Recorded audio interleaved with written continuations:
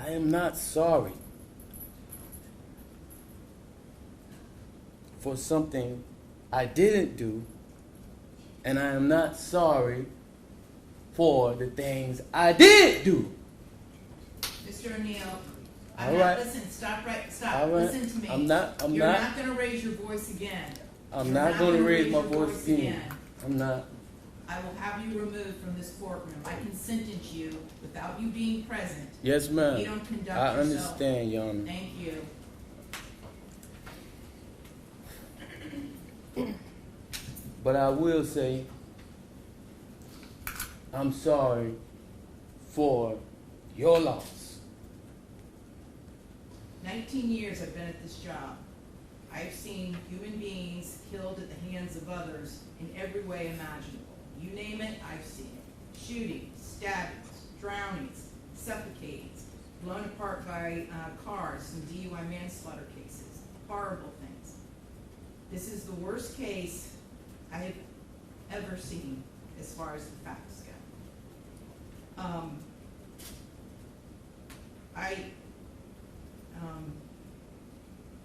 When the person from fire department, when he testified, and when he said that he retrieved the body of Ronivia O'Neill from the home, and all he could do was sob. It took every ounce I had not to start sobbing too.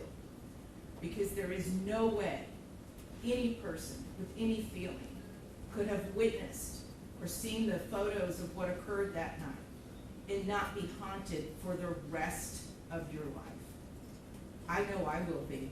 For the rest of my life, I'll be haunted by what I saw as far as the evidence and just the abject cruelty of it all. The abject cruelty. And I was aware, because I reviewed a lot of the discovery ahead of time, as you well know, did a lot of in-camera inspection of a lot of documents. And I was aware there was some evidence, at least, that when you needed to recover from your gunshot wound, that neither your parents nor your Aisha, Ms. Robinson, would let you come recover at their home. I don't know if it's true or not. I'm not going to get into a dispute. I'm just mentioning there was some evidence referencing that in the records. And all I could think about, because I knew that Miss Barron was not with you romantically at the time. And I knew that she just out of the goodness of her heart let you come stay with her. And it is beyond tragic that that critical decision ended in so much horror for her and for her children. It is unspeakably cruel what happened as a result of that one decision. The way that Ms. Barron died was horrific, and that 911 call, which captured truly all of it. You heard, and everyone who's heard that 911 call heard a death scream. If anybody ever wants to know what it sounds like before a human being dies, knowing that their death is imminent, that's exactly what it is. That was a death scream. We're going to see if it's true. But what happened to little Ronivia and to little Ronnie, but I'm going to focus on Ronivia, because she was special. And you could tell Miss Barron had done everything she could to create a beautiful home for her family. I noticed that the Ronivia's bedroom, before you set it on fire, you could tell she tried so hard to make her feel like a princess. Kenyatta did everything she could.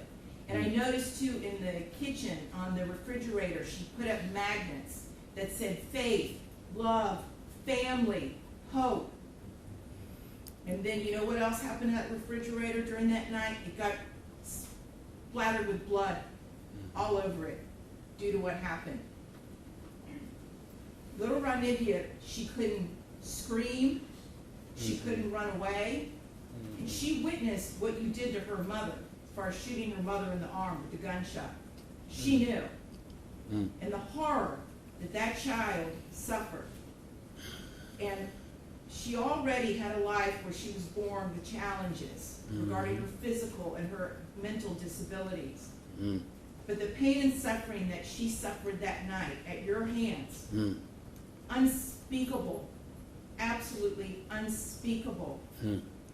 And at the moment, that first time you struck her with that hatchet, and little Ronnie testified that all he could see was tears coming out of his sister's face.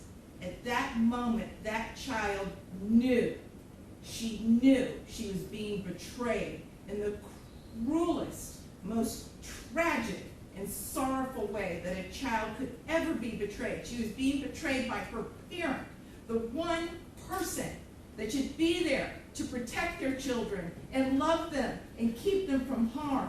And that was the last thing that child felt before she passed on from this earth, was your utter, cruel betrayal to her. And I read somewhere, and I don't know if it's true or not, I have no idea, but I read somewhere that souls pick their lives, and that they know exactly how difficult their lives are going to be before they enter into this world. And I don't know if that's true or not, but if it is, Ronivia O'Neal is one of the bravest souls I have ever come across in my 54 years on this planet. One of the bravest ever, ever, because she suffered so traumatically.